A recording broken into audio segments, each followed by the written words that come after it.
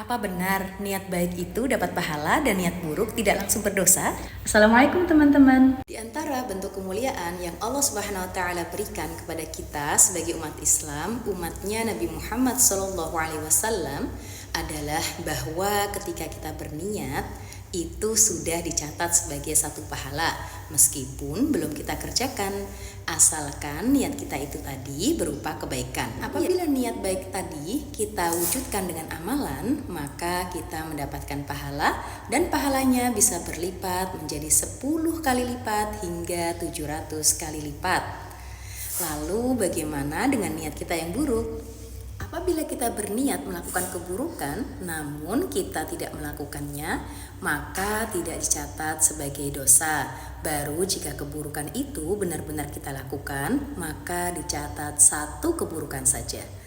Rasulullah SAW bersabda, "Man hamma bihasanatin falam ya'malha kutibat lahu hasanah, wa man hamma bihasanatin fa'amilaha kutibat lahu 'ashron ila 700 dhi'f. Wa man hamma bisayyi'atin falam ya'malha lam tuktab wa in 'amilaha kutibat."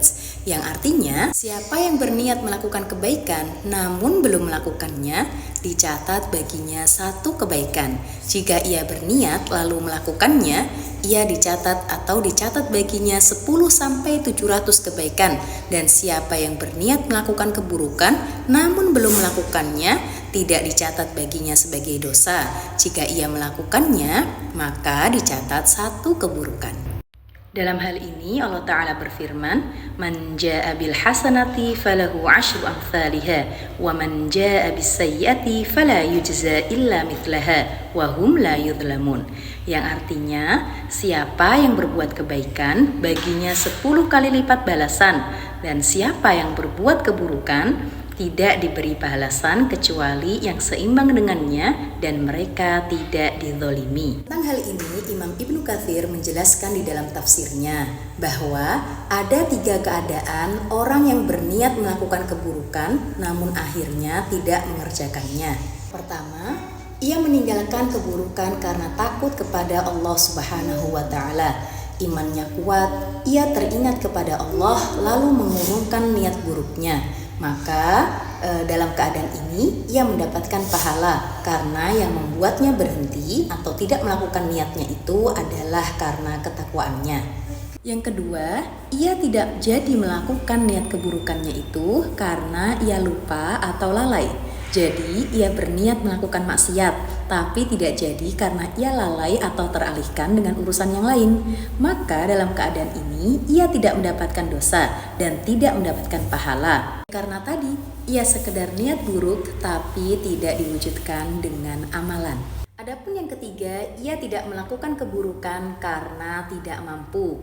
Ini adalah orang yang sungguh-sungguh berniat melakukan keburukan, lalu berusaha mewujudkannya atau sudah memulai langkah-langkah menuju keburukan itu.